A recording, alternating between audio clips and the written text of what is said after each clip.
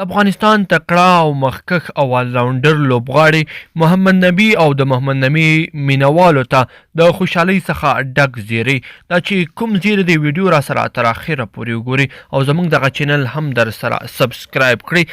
د کرکټ نړیواله شورا د هرې میاشتې په پای کې د لوبغاړو او لوبډلو درجه بندي کوي چې تازه په دې درجه بندي کې ګلین میکسویل د شل اوریزو لوبو په آلراونډرانو کې لومړی شوی دی. هغه د سریلانکا خلاف لومړۍ لوبه کې 2 منډې وکړې او 28 توپونه یې ولوبول. نوموړی اوس له شکیب الحسن څخه د شل اوریزو لوبو په آلراونډرانو کې 15 نمرې مخکې دی او د جدول لومړی ځای یې نیولی دی. مکسویل ته تازه رواني ستونزې پیدا شوې دي او د څه مودې لپاره له کرکټ سره په موقت ډول مخه کوي. که مکسویل ژر راستون نشي او بل لور ته محمد نبي اساخیل د ویسټ انډیز خلاف شل اوریزو لوبو کې مثبته کارکردګي په توپوهنه او هم په توپ اچونه کې وکړي نو کولی شي چې ښې نمرې ترلاسه کړي او ځان د جدول لومړي سر ته ورسوي.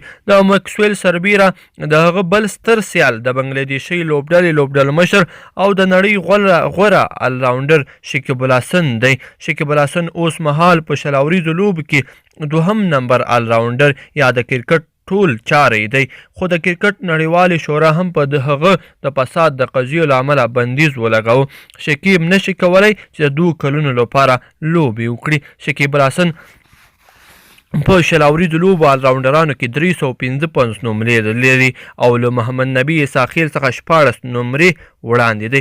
د محمد نبي اساخیل ټولې نمرې بیا 339 دي نو د مکسویل او شکیب الحسن نشتون محمد نبي ته ستر فرصت دی تر څو د شل اوریزو لوبو په آلراونډرانو کې لومړی مقام خپل کړي. د افغانستان او ویسټ انډیز را روانه لوبلړۍ او د محمد نبي ته پکې د مخکې تګ چانس افغان لوبډله اوس مهال په هند کې په تمریناتو بوخته ده.